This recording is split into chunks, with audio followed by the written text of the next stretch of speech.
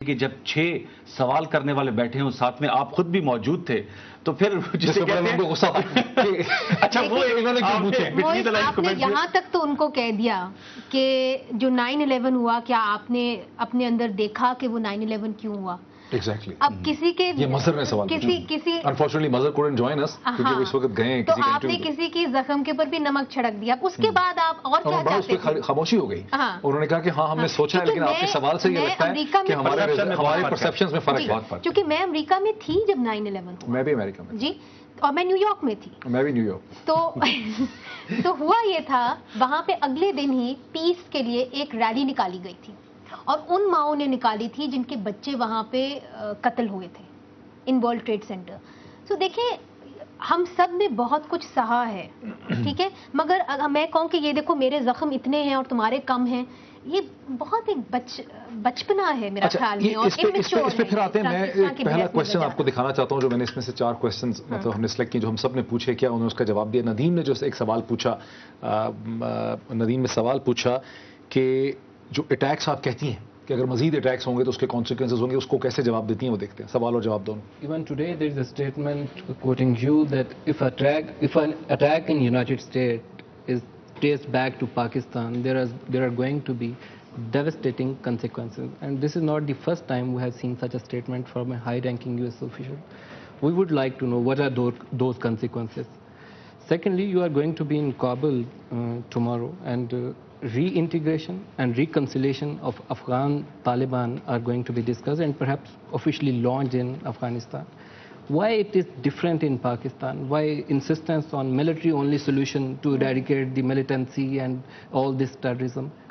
While we are suffering a lot, we have almost lost 6,000 lives. If an attack is traced back to Pakistan, people in America will be devastated, because you got to understand that we believe that we're facing a common enemy, that we have a common threat, and certainly under the Obama administration and the Kerry Lugar-Berman commitment, we see ourselves in solidarity against this common enemy. So it would be devastating, and I cannot predict what the consequences would be, because there would be many people in the United States who would say, why did this happen? Why are we investing so much in our partnership? But Secretary, and we would then, in the government, have to do what we did after the foiled attack in Times Square. What additional steps you mentioned? Yes. You're already fighting a war on terror. 2 promises and urban terrorism is one. But we're not saying go do it alone. We're saying we're doing it with you. We're doing more and you're doing more. So there are, I'm sure, additional steps that each of us can and should. اچھا ناظرین ابھی آپ نے Hillary Clinton صاحبہ کو جواب دیتے دیکھا ندیم ملک صاحب کے سوال کا. 2 اس میں پرابلم ہے. ایک تو یہ کہ اگر امریکہ اور پاکستان دونوں ہی اتحادی ہیں اس جنگ میں تو امریکہ کو اگر زخم پہنچتا ہے دکھ پہنچتا ہے جانی نقصان کا تو وہ برداشت نہیں کر پائیں گے جبکہ پاکستان کو روزانہ جو ہے اس سے دکھ پہنچ رہا ہے. دوسرا یہ کہ ایڈیشنل سٹیپس کیا ہو سکتے ہیں جو پاکستان کو اٹھانے چاہیے اس کا وہ مان رہی ہیں کہ ان کے پاس کوئی جواب نہیں. کیا محسوس کیا آپ نے؟ 2-3 چیزیں ہیں اس میں. ابھی آپ نے پہلے ایک بات کر رہے تھے منیزے سے کہ لوگوں کے اندر جو جذبات ہیں امریکہ کی پاکستان کے اندر پبلک پرسیپشن جو ہیں جو ریٹنگز ہیں بہت لو ہیں اور مسلم ورلڈ میں جنرلی بہت ہی لو ہیں. سارے میں آپ جا کے موازنہ کر لیں. ان کے پیو انسٹیٹیوٹ نے ابھی کچھ عرصہ پہلے ایک سروے بھی کیا تھا کوئی اچھے رزلٹ نہیں تو اس میں آئے. اور یہ جو پاکستان جو اس وقت پاکستان کے اندر کی اس وقت صورتحال ہے اور جتنے خودکش حملے پاکستان کے شہروں اور ہو رہے ہیں ہم نے آگے جا کے یہ ایشو سارے ڈسکس کیے ان سے پوچھا بھی کہ جس وقت ہم یہ انٹرویو کر رہے تھے اس سے چند ہی گھنٹے پہلے پاکستان میں ایران میں عراق میں افغانستان میں الجیریا میں سب ملکوں میں سوسائڈ اٹیکس ہوئے تھے اور اس میں بڑے پیمانے پر اموات ہوئی تھی.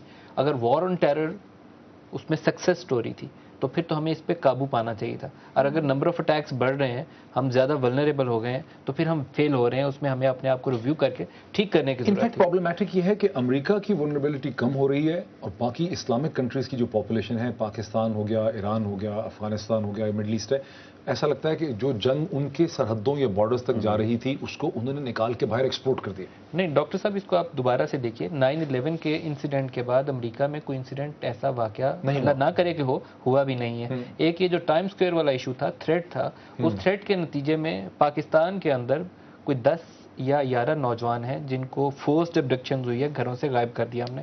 صرف اس لیے کہ ان میں سے کسی کی ٹیلی فون کال تھی, کوئی یونیورسٹی میں اس کے ساتھ پڑھ رہا تھا. پیراڈائم تو وہی ہے نا, لیکن ہم کہ امریکہ کی سرزمین تو سیف ہو گئی, اسٹریٹجی ان کی ہے کہ انہوں نے اس پورا پاکستانی سرزمین ساری ولنریبل ہے اس وقت, نہ صرف پاکستانی بلکہ دنیا کے اور بہت سے اسلامک ممالک جہاں جہاں انسرجنٹس یا یہ, لیکن آپ کو لگتا نہیں ہے وی آر ورسٹ, کوئی ہیجیکرز 19 ہیجیکرز میں سے ایڈیشنل سٹیپس انہوں نے وہ نہیں بتا سکتے. آپ اس سے نوٹ کریں کہ ان کے جواب سے دے رہے ہیں, کانسیکوینسز کا بھی نہیں واضح طور پہ بیان کر سک رہے, اور ساتھ میں جو ایڈیشنل سٹیپس کا کہہ رہے ہیں وہ بھی سوال پوچھنے پر ان کے ذہن میں نہیں تھے. تو مجھے تو ایسا معلوم ہوتا ہے کہ تھوڑا لیک آف کلیئرٹی ہے, واضح طور پہ نہیں, ہیلپ لیسنس بھی ہے, اور پریشر بھی پائل اپ کرنا چاہتے ہیں پاکستان پہ کہ کانسیکوینسز ہوں گے بہت زیادہ, آپ لوگ تیار رہیں.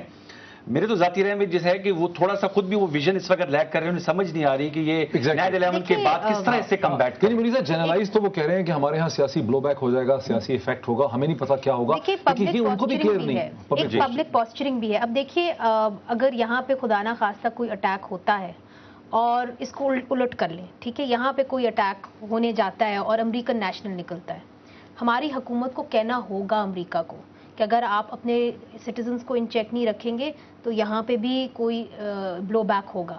تو کچھ اپنے بھی جو ان کی ڈومیسٹک آڈینس ہے ان کو بھی سیٹسفائی کرنے کے لیے حکومتیں پبلک پوسچرنگ کرتی ہیں, اور نہ ہی صرف امریکہ کرتا ہے, ہندوستان بھی کرتا ہے, ٹھیک ہے. تو ان کی بلکہ وہاں پہ ان کی جو ہے اسپوکس پرسن, ان سے میری بات ہو رہی تھی, اور انہوں نے کہا کہ دیکھیں جی کوئی بھی حکومت جو ہوگی نا, چاہے وہ بی جے پی کی ہو چاہے وہ کانگریس کی ہو, وہ ممبئی اٹیکس کو اگنور نہیں کر سکتی, کیونکہ جو وہاں کا الیکٹریٹ ہے وہ ڈیمانڈ کرتا ہے کہ آپ اس کو ایڈریس کریں اس ایشو کو تواتر کے ساتھ. اور معید آپ نوٹ کریں امریکی حکام کا یہ جو سٹینس ہے یہ تواتر کے ساتھ وہی رہا ہے کہ آگے چل کر آپ وہ بھی بات جب آئے گی کہ اسامہ بن لادن پاکستان میں ہی کہیں پائے جاتے ہیں, ملا عمر کہیں ہیں, خود ڈھونڈ بھی نہیں پا رہے, پھر اتنے عرصے سے افغانستان میں. نیکسٹ میں آپ کا سوال دکھاتا ہوں, ذرا میں منیزا کے کوشچن دکھاؤں جو حقانی نیٹ ورک کے حوالے سے تھا. Secretary, going back to the Haqqani network, now in a post-US Afghanistan, has Pakistan offered the United States a role for the Haqqani network who are based in North Waziristan? There are discussions about the Haqqani network that go on all the time because the actions by this particular network are quite brazen and are publicly claimed by the participants.